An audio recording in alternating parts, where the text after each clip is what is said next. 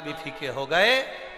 इतना फीका कर दिया विरोधियों ने, इतना फीका कर दिया विधर्मियों ने कि जब देखो जब त्योहार आता है और ये अपनी चाल चलना प्रारंभ कर देते हैं। मावा नकली है, दूध नकली है, मावा नकली है, दूध नकली है, और इनकी निगाह में वो चॉकलेट असली है।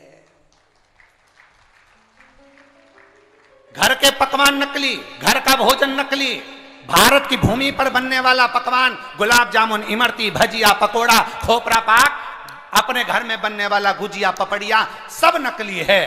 बस बाजार जाओ, रक्षाबंधन का त्योहार है, एक टॉफी भाई बहन को, बहन भाई को दे दे, और इसको त्योहार कहते हो।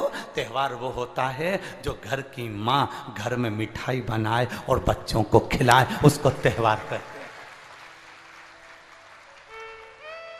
फीका कर दिया त्योहारों को। जो भी त्योहार आते हैं या तो 2 हो जाएंगे, 3 हो जाएंगे, या फिर इतने छोटे हो जाएंगे कि उसमें आप विचार करते रहोगे कि मैं कल मनाऊं कि परसों मनाऊं। बस इसी विचार में पड़ते रहेंगे। और हमारा सनातन धर्म का जो हमारा एक आनंद है, हमारे जीवन का जो सुख है, त्योहार का जो उत्साह है, त्योहार का, जन्माष्टमी आती थी पहले लोग ऐसी जन्माष्टमी मनाते थे, रामनवमी आती थी पहले रामनवमी मनाते थे, रक्षाबंधन आता था पहले रक्षाबंधन खुशियों से मनाते थे, जब होली आती थी होली खुशियों से मनाते थे, दिवाली आती थी दिवाली खुशियों से मनाते थे, संक्रांति आती थी संक्रांति खुशियों से मनाते थे। जितने त्योहार आते थे एक आता था और उसमें उत्साह, उमंगता, आनंदता होती थी। आज के जमाने में इतना इतना बांट दिया, इतना इतना बांट दिया कि त्योहार को भी 2-4 कर दिए तो लोग विचार में पड़े रहते हैं। अब करें तो करें क्या, अब विचार करें तो करें क्या।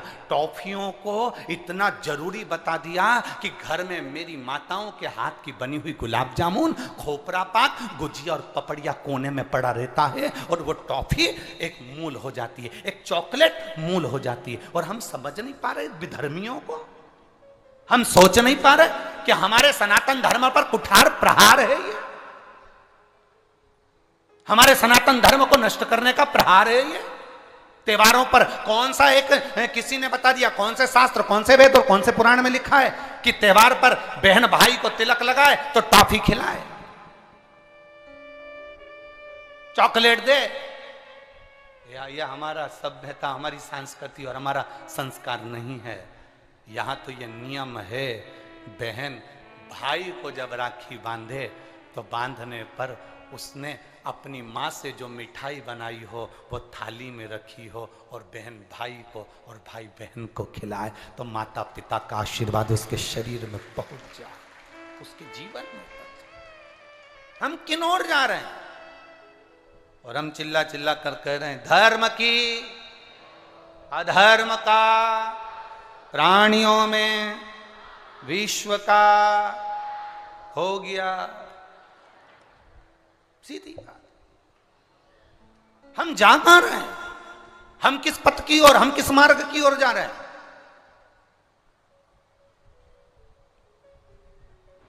भ्रम में पड़ गया, विचारों में पड़ गया, हम भ्रमित हो रहे हैं। भ्रमित। एक ने कह दिया, सियोर वाला महाराज कहता है शंकर जी पे चढ़ा हुआ जल पीना चाहिए, सियोर वाले महाराज कहते हैं बेलपत्री चढ़ी हुई खाना चाहिए।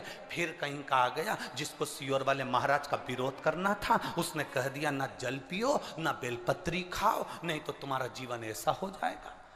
ये विरोध शास्त्र का नहीं है, ये सियोर वाले महाराज का है कि इन्होंने अगर बोला है तो उसका विरोध करना, इन्होंने बोला दुर्वा चढ़ाओ उसका विरोध करना, इन्होंने बोला चावल चढ़ाओ इसका विरोध करना।